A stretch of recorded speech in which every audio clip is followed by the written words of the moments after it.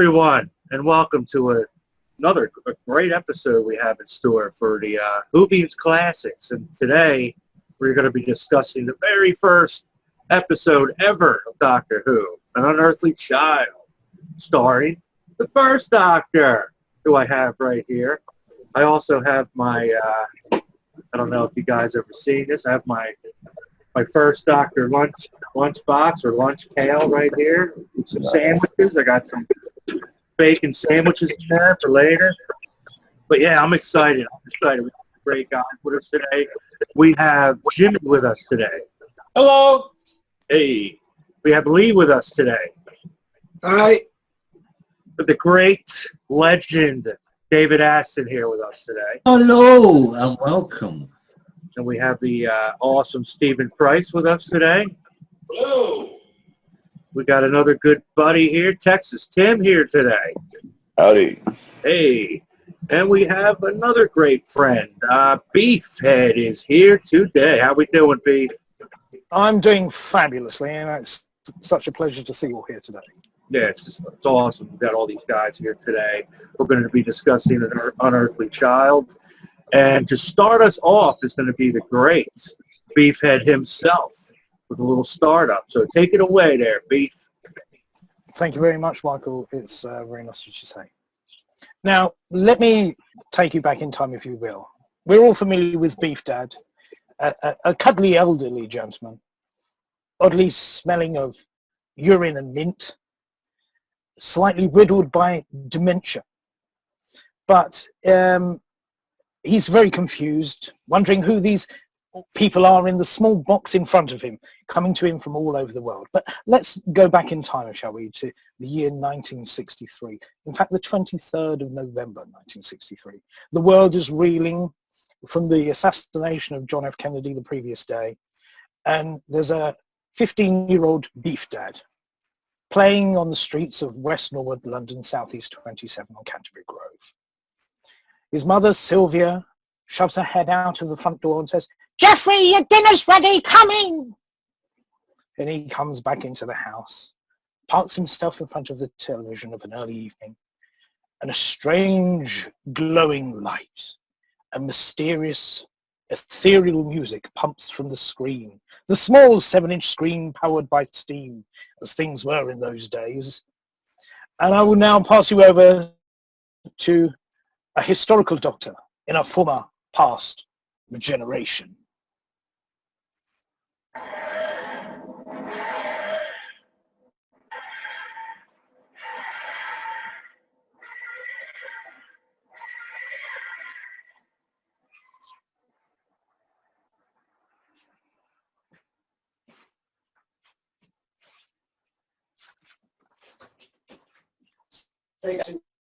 It's a cult.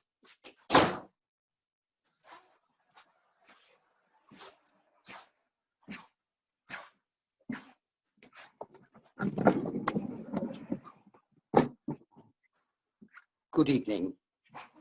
Welcome to the show. Good evening. I presume you want a synopsis then? Oh, yes, please, sir.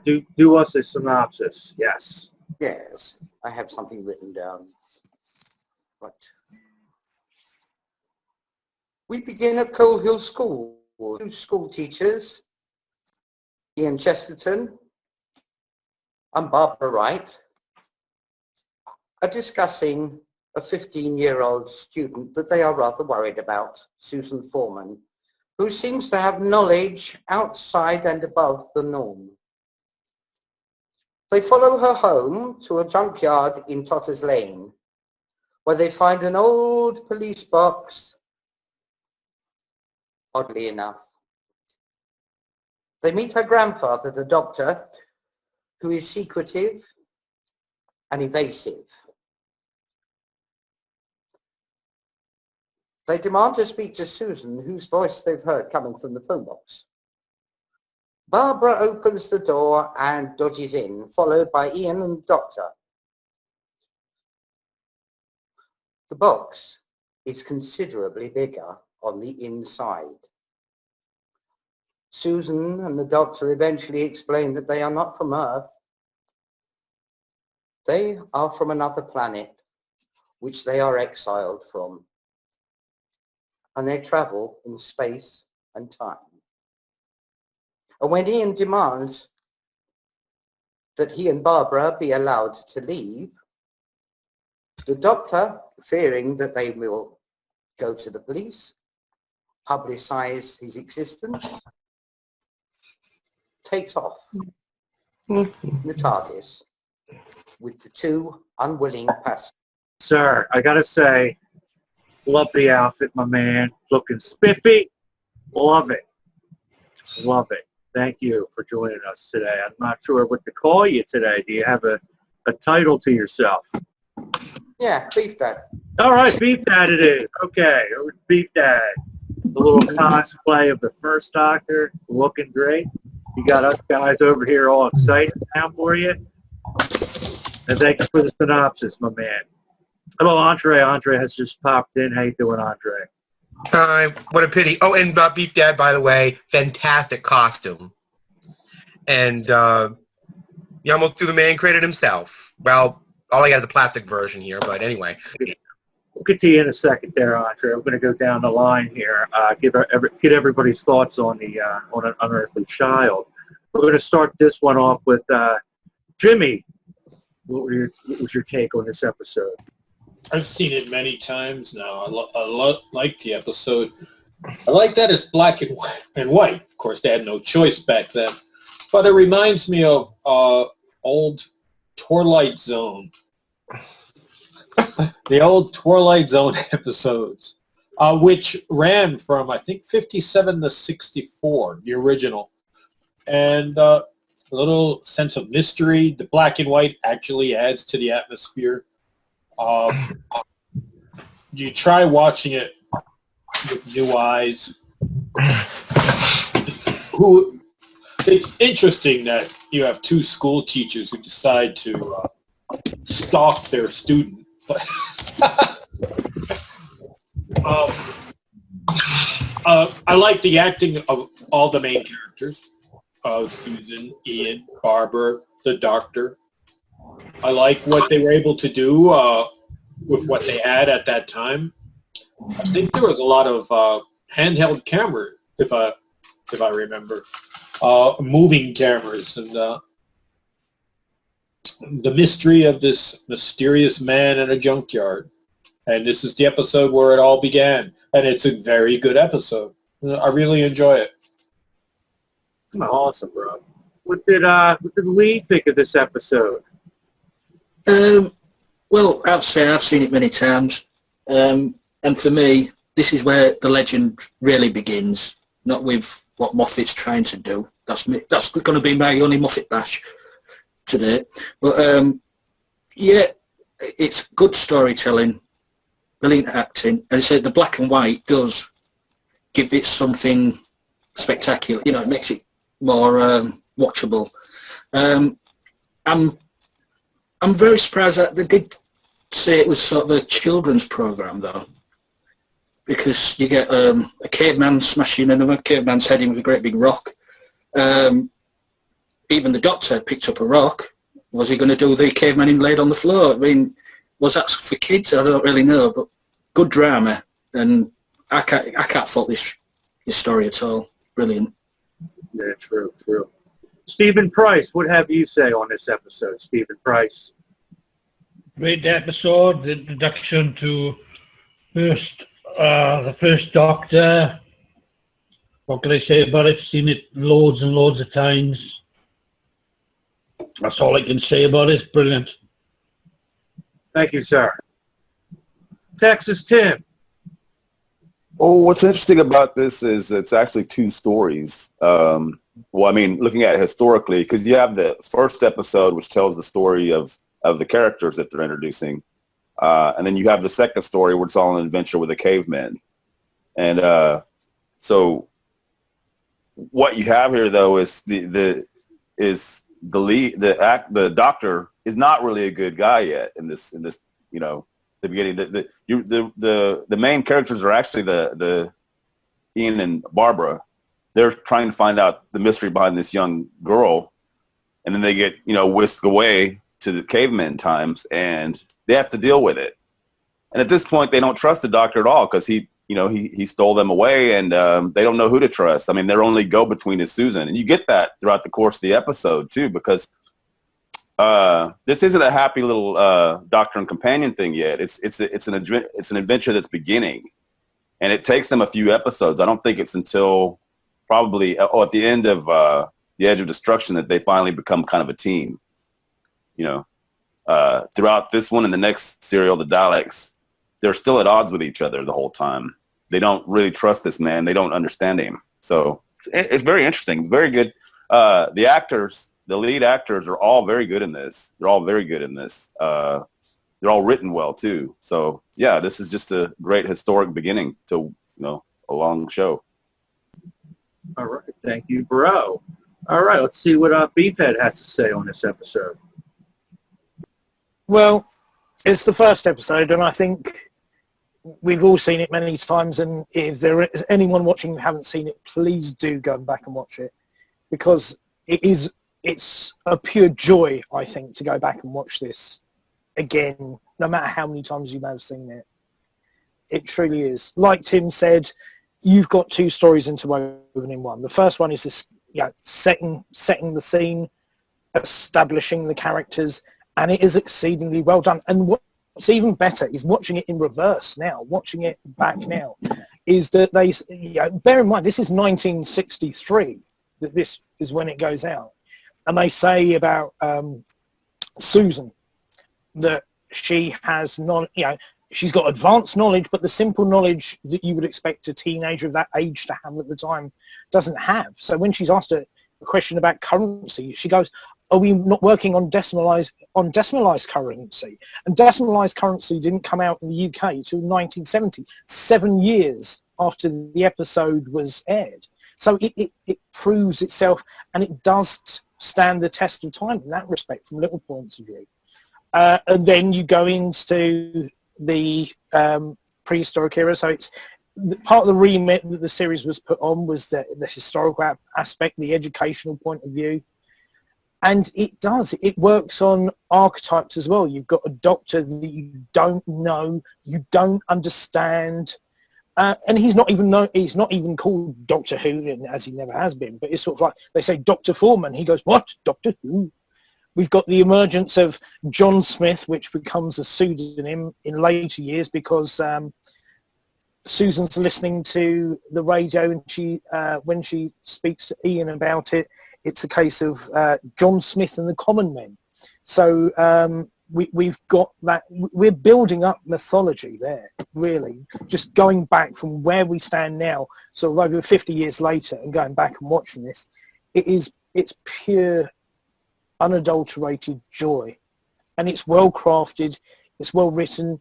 You've got, I think it's her, one of the cave women.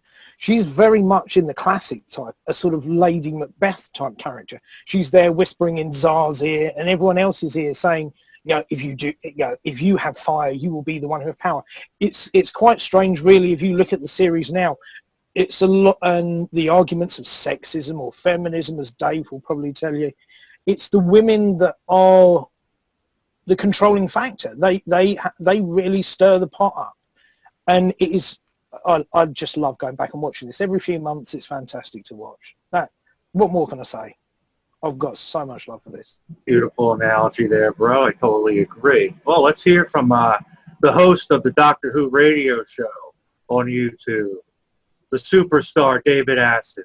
Ooh, blimey. Unearthly Child.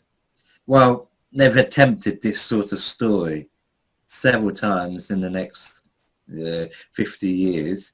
They've had Remembrance of the Daleks, The Empty Child, and a few other stories which got a similar sort of vibe, but never really recreated the feeling of Unearthly Child. This is not just simply one of the best. I'm talking about the very first part here. One of the best episodes of Doctor Who, but I personally think one of the best introductions to a TV show ever. Every single thing about it is pitch perfect.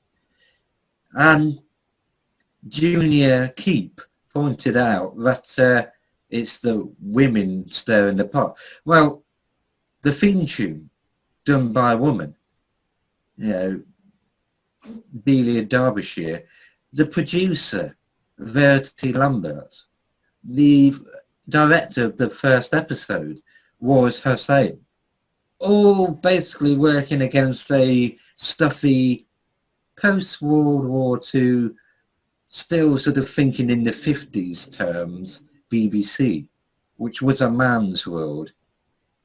Even Papa Keep was really a bit too young to know what that world was like in the early 60s, but I'm guessing by the end of the 60s or mid 70s he sort of experienced it.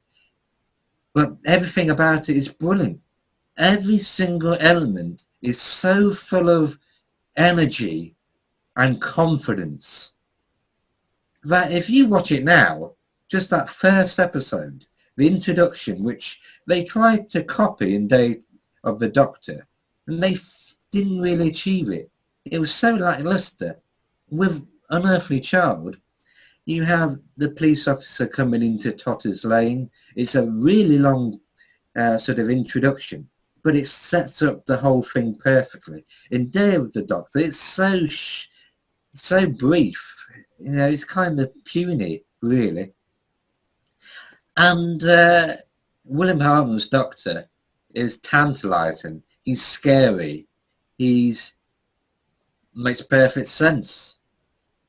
He's actually what they're trying to do with Peter Capaldi. But the thing is, this is 1963, which has still got the mentality of the 50s, and in an era when I think viewers were far more open-minded than they are now. All the other characters, which again they're trying to ape, you have Ian Cheston, Barbara Wright. They're trying to do the same now with Danny Pink and Clara. And in the next episode, Caretaker, they're actually returning to Coal Hill School. And there's another Unearthly Child who's Courtney. But this is quite literally the best. This is the origins. This is how they literally created something which has a bit of the time machine, where something normal becomes an incredible journey. This is a perfectly well directed, written production of cast of actors, all given equal scripts and equal time. This is something that feels so fresh. It's similar to the origins of the X-Files, something totally of its time, but also able to survive quality-wise now. The TARDIS console looks far better than some of the later ones, and it is just marvellous. Star Trek couldn't do a proper first episode, even with a pilot and the re-attempt. And I just absolutely, first time I watched it on VHS, it spellbinded me. The only thing I lack as a viewer is that 63 placing, because just imagine that first opening. If it can spellbind people, 10, 20, 30, 40, 50 years later, just imagine how it must have actually knocked the balls off people's, it would have knocked them backwards, On an old black and white TV set, it must have felt like they were literally entering that smog that you see. And, like Elizabeth Sladen said about Doctor Who, if you could bottle the lightning in terms of success of Doctor Who, you would have one hell of a thing. But the thing is, it was created by people who had to struggle against a system that didn't believe in them at all. In fact, wanted to cancel them. They were all newbies. It was political correctness done properly before it existed. Woman producer, creator of the theme tune, a non-white Caucasian director, an absolute gem. And everything else can't even touch it. On a small budget, in a system that didn't really want them there in the first place. And, you know, the analogy to immigrant out of its, you know, place and time is what the Doctor is. He's basically a time-traveling immigrant in a world that he doesn't really want to be in, which is precisely perhaps what Bertie Lambert was really, as shown in the drama last year. And yet, it proves one thing: adversity leads to success and adventures. It's a classic. No amount of words that I could think of can do it justice. It is unearthly, literally in every sense. Yeah, beautifully said. Beautifully said, my man. Beyond All right. like, Yeah. All right, let's see. Now, Andre, newer fan of Doctor Who for the past, year or so, right? I started in 2012. Oh, okay. Well, let's see what your fresh mind think of An Unearthly Child. All right. Well, first of all, I'm going to say I feel a bit like Ian and Barbara confronted with Susan here. I mean, everybody's got these very grand and long experiences, and I feel like I don't know what to say, so I'll wing it. Okay. Anyway, all right. I first saw Unearthly Child. It was actually my second serial in. I was looking over Netflix, and I saw The Power of Crow first. We're not talking about Tom Baker here. We're talking about William Hartnell. Talking about this guy and who Beefdad is dressed as anyway. So I rented the first one next. I figured, okay. And when I saw it, basically this is 1963 in England. You know, I heard about the BBC, the limited budget they generally had, that they were just kind of experimenting. And I saw this thing, and it was like great noir. It was really good. You know, and I think my first impression of it, I watched it once, and then I watched the original edit. I'm sure you're all familiar with that. And when they hadn't edited it yet, and the one thing that struck me is that, you know, I thought of the Doctor as a certain character, and then I thought about it again. I've watched it about 3 or 4 times, and I realized he kidnapped Ian and Barbara. I mean, he kidnapped these people. You know, and I mean, you have a 50-year legacy of this show about a show that certain PC individuals at that time could have said almost seemed to condone kidnapping in a way, because that was the theme of the show. He didn't give them a choice. He says, now that you see in the TARDIS, you know, you have to come with us.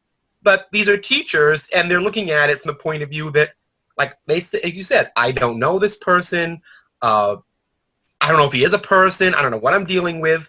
But we have no choice, so let's go along for the ride if he's going to take us through time and space. And you know something? The story about the cavemen in fire is interesting in that, you know, pre-feminist kind of world. Verity Lambert, again, important figure with that. But that first episode, you know, when I was first getting my dad in Doctor Who, for example, and of course, you know, his main interest is the black and white one, just as a generational thing. So I said, you know what, watch the first part, the actual Unearthly Child part first. That could almost stand alone. You know, I mean, the caveman story is good, I mean, but Unearthly Child, that one, like, 25 half-hour spot is just brilliant. The atmospherics, that opening up when they're in the foreman's junkyard and you see the police going by and everything, and you hear the extended Doctor Who theme in the background and everything. It's just the atmosphere is just, for its low budget, is so fantastic. I mean, it's got a really, really good atmosphere, and the acting is tremendous. And William Hartnell becomes the Doctor basically in that story. He has qualities that all the other Doctors have. There was a something on PBS years ago. I don't know if the Americans here remember it, where they described him as laying the groundwork for all the rest, and he really did in that story. And what gets me to, and this is an observation I wanted to make, this show wasn't necessarily intended to go on. This was something that was designed to be watched once. There was the idea that, you know, this may not work. It may not have worked. Like, oh, we can cancel it and Doctor Who, Doctor what? You know, it was always this possibility at that point it wasn't going to be there in 1964, let alone in 2014. So, I mean, we have this show, and it's almost set up like they know somehow it's going to last. It's almost like this is the beginning of something huge. They didn't make this little TV show up like they mentioned Star Trek there, and I love Star Trek, but they made that like this is not going to work, so they just kind of threw caution to the wind, unfortunately. They should have had a proper beginning to that. But with Doctor Who, they set it up like they wanted this to endure. Like, there were all these little stories they set up in Unearthly Child. Who is this person? What exactly is this time and relative dimension in space? You know, why is he interested in Earth? Blah, blah, blah. All these stories that they set up in that first episode are ones we're asking today. And I think that the one thing I love about it, aside from the great writing and the great story, is that it was almost seemed like somebody knew this might endure, so they made it to endure. And I appreciate that attention to it and the fact that they looked at it as possible history in the making. Whoever was making it, Sidney Newman, all these people, there must have been some idealism there. Like, this is something that's going to endure. And even though the BBC might be cynical and say, oh, it'll never work, we're going to make it as if this is going to last 50 years. And it did. And the more I see Unearthly Child in the context of what's happening today, like you said, the more I love it because they made it to last. They made it like a durable cast iron pan of a show. They really made it ironclad and, you know, set up. And I'm not going to bash Moffat or John Nathan Turner or any of those people because they're just taking over a legacy. They can't, nobody, even the best people, even Robert Holmes or Barry Letts or Terrence Dix or any of them, I don't think they could really outdo what that pilot did, what that established. I mean, right there in 63, there was nothing, no other Doctor Who had been before that. They established this universe that they didn't know would last. It was meant to last, but it did last. And I love that. Almost futurist. Like, they almost anticipated, like there was a Time Lord really there. This was going to last. And I like the fact that they had such a strong, you know, grounding in this, that they actually made it durable. And I think that, you know, people might look at in 20 years and say, oh, well, Matt Smith wasn't so great or whatever, or David Tennant, or even Tom Baker, but that will stick with people. That first episode, William Hartnell, Jacqueline Hill, and William Russell, and Carol Ann Ford, that will stick with them. That group will stick with people. I don't know, I think it'll get people drawn into it. And I recommend to people, if you want to see Doctor Who, start with that. I mean, you can skip around a little if you want after, if you must, but start with that. That'll really kind of get you into the idea of it and how ironclad it actually is.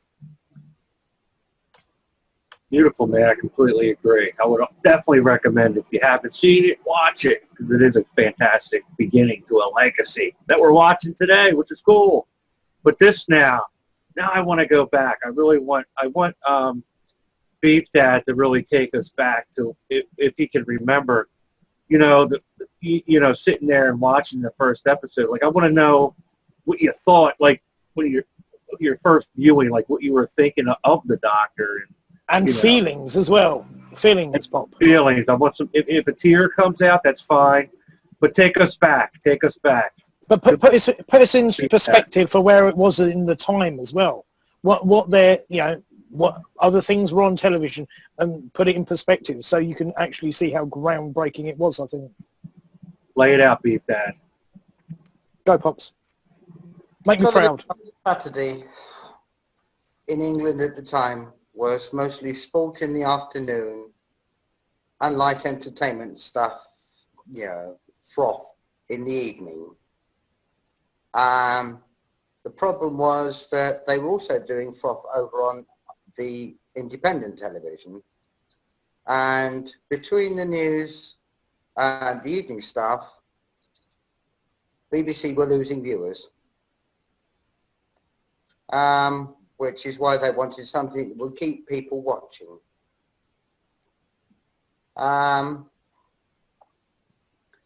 The time, well, we'd just been on the verge of nuclear war.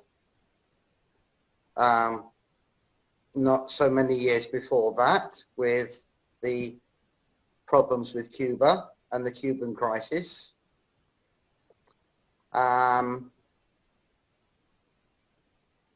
Everything was still very iffy. Everyone was still very worried. And then, of course, Kennedy got assassinated, which, rather blew everybody's minds on the same night as on the same day as the first episode went out. Which is why it was repeated the next week. But I saw it the first night. A lot of people didn't see it because there was a big power outage in places. But the wonderful thing about the beginning of it was it conjured up an ordinary street with a junkyard there, policemen walking past, just checking things out. But of course, the famous London fog, which doesn't exist anymore since the Clean Air Act.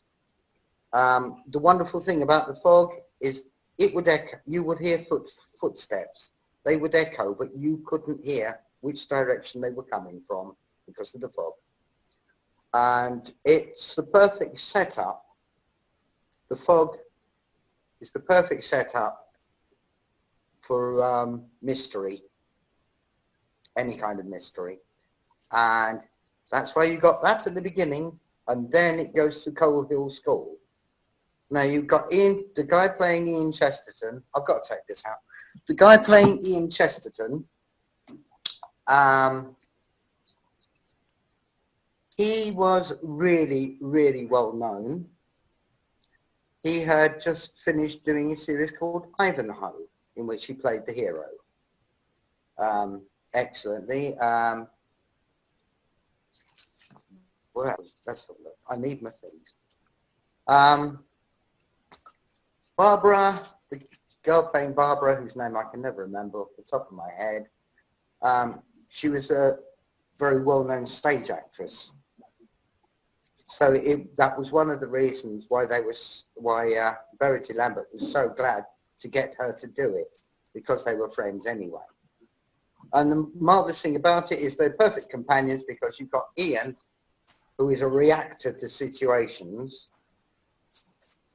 Barbara is a real sensitive and can feel when something's going wrong, when something's not right. She's a sensitive in that respect. And then of course you have Susan, who was almost a typical teenager at the time, who wants to sort of kick against grandfather and his values and his way of doing things. And when told that that would mean that they would have to leave the time, basically stamped her foot like a spoiled child. And it's just very, very, very typical of the 15-year-olds at the time. Susan was the same age as me. I really related to Susan, really related to her. And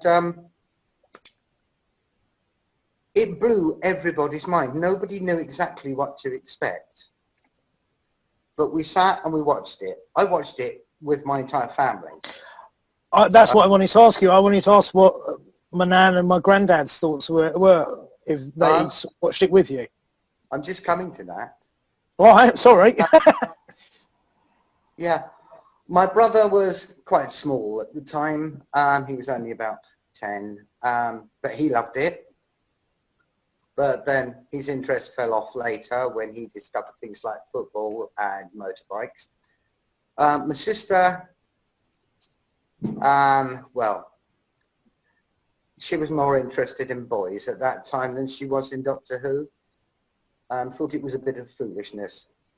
My mother, however, and my father both absolutely loved it and watched it every week. Every week. They would have been so pleased to hear that it had been brought back, but sadly they both passed away before that happened. But yeah, they loved it. They wouldn't miss it. You know, oh, we've got to make sure that's done because Doctor Who's on in a minute. And so everything on a Saturday was timed around the football results, so that my dad could check his pools, and then practically immediately after that, Doctor Who. So yeah, that was great stuff. They loved it. They would have loved the Whovians. In fact, I think you probably have got my dad on here as well. So you'd have had 3 generations. God, you're making me tear up, Dad. You really are, yeah. Yeah, you'd have had 3 generations of beef on you. Oh, God. Yeah. And I'll tell you what, if you thought us two were bad, you should have met my grandfather. Yes, Oh, yes. But he was a real fan as well. Yeah. But as I say, I found myself, I loved the Doctor. Ian and Barbara were good. Yes, okay, they were fine. They were great. They were lovely, and I enjoyed them. They were very good. Yeah, I particularly loved some of their reactions when they were in the prison cave, and I loved the idea of lighting the skull, playing on superstitions. But the whole thing about the cavemen was it works on the primal need for fire, which is the beginning of civilization. At least that was what my dad actually said. My dad said the discovery of fire was the beginning of civilization. That's why this episode's so good. But all the way through until the time she actually left, I was very, very on a par, shall we say, with Susan Foreman. She and I, being the same age, I almost felt as though I was going through the adventures with her. But yes, excellent, atmospheric, oddly enough, beautifully written, well acted, absolute superb direction from Boris Hussein. And thank God Verity Lambert fought for it, because she fought for it. And once the Daleks arrived, that was just mind-blowing. But the whole thing was set up by the first episode and the atmosphere. And that's all there is to say about it. Over to you.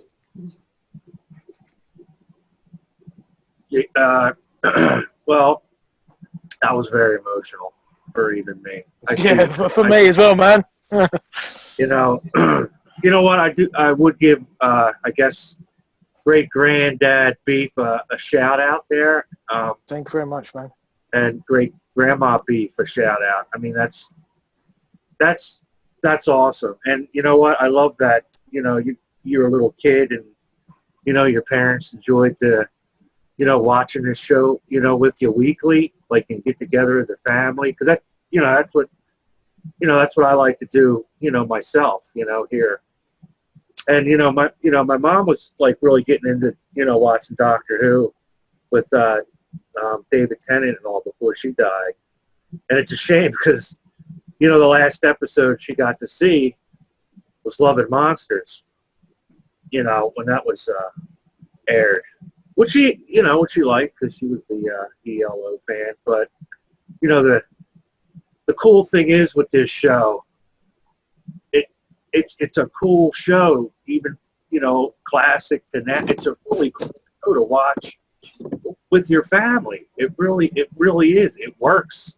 I'm not saying it's a kid's show, or it's just, it works. You know, you can sit there in the living room with your, you know, your kids, and, you know, and you can talk about it with them while they're watching it. You can see, you know, like last week's episode, oh my God, you know, where, you know, some were saying it was a bit scary, some were saying it wasn't, but, you know, you can see reactions when you have your family with you. You know, it really means a lot to me, because, you know, there's not many shows out there that I have, you know, that I'm able to, you know, sit there with the family and, you know, watch together, and be able to talk about, you know, positively. And that's one of the big things I love about this show. And Unearthly Child was a perfect beginning to this legacy. 1 year later, just about, you know, and it's just a wonderful show. You know, yeah.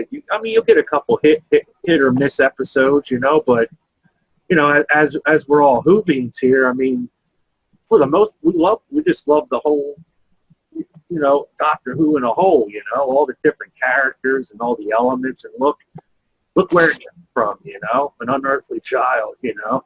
And how cool was it that last year we got that the docudrama and Adventure in Space and Time, but they gave us like an insider's look to the beginning of it. That was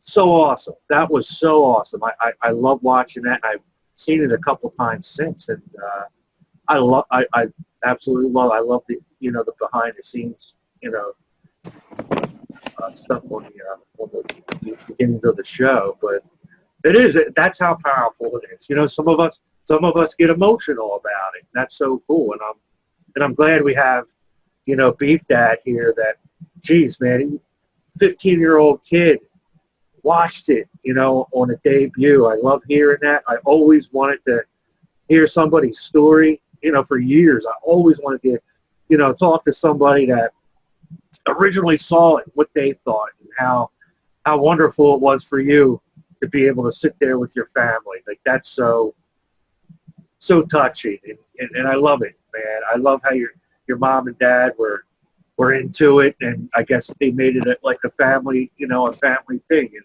you know, like some of the older Whovians that are no longer with us, I'm sure they'd be enjoying Capaldi, you know, and his doctor, I'm sure, because there's nothing like him, and where his stories are going. Like you said, next episode is the caretaker, where he goes back to the school, back to where it all started. That's cool. That's what I think his doctor's going to be. I think his doctor's going to bind the classics and the new series together. Not that I'm saying they're going to bring back all this and that, but you know what? It'll give people interest.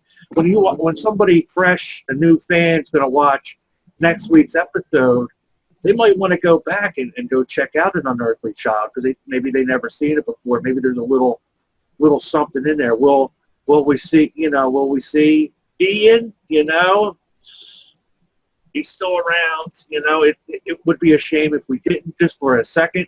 You know, I would love it. I would love it to tie in like that. We know he's the headmaster there, and that's cool. But you guys are awesome. You guys are all my friends, and I love that we get to talk about Doctor Who each week. And An Unearthly Child is where it all began, and it's just wonderful. It's fantastic. You know, I love the show, you know, with all my heart, and I love talking to you guys about it.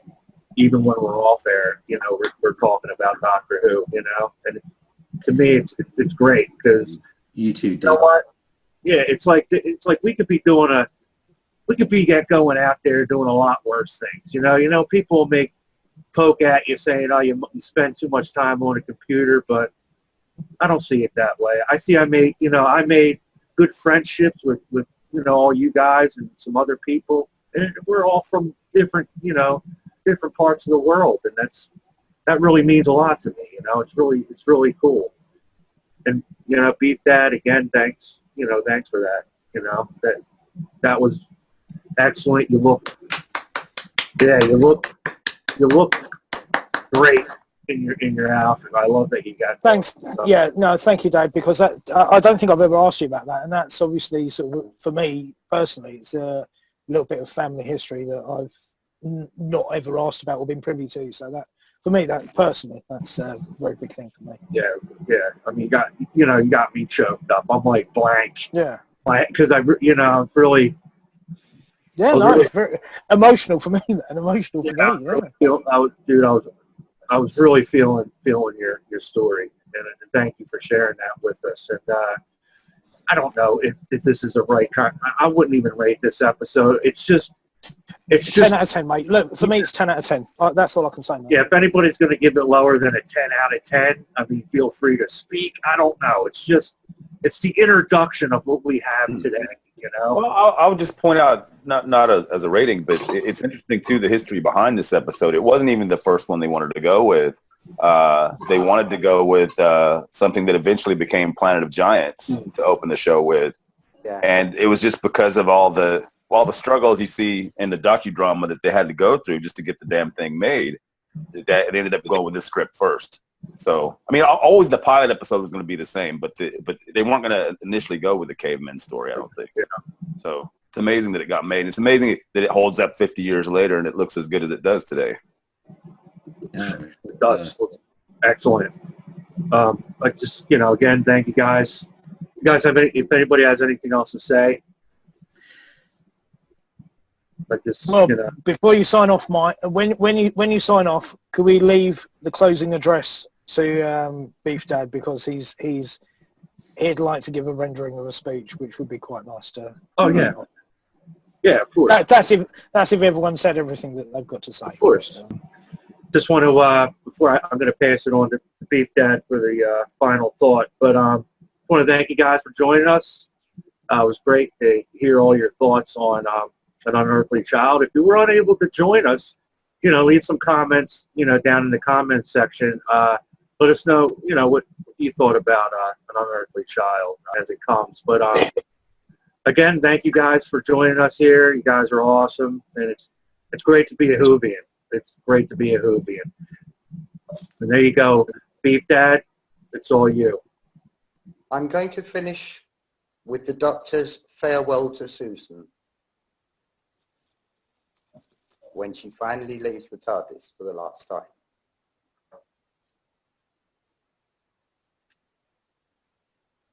I want you to belong somewhere, to have roots of your own.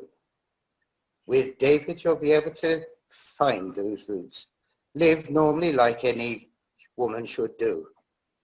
Believe me, my dear, your future lies with David and not with a silly old duffer like me. One day I shall come back. Yes, I shall come back. Until then, there must be no regret, no tears, no anxieties. Just go forward in all your beliefs and prove to me that I am not mistaken in mine. Goodbye, Susan. Goodbye, my dear. And good night, Whovians.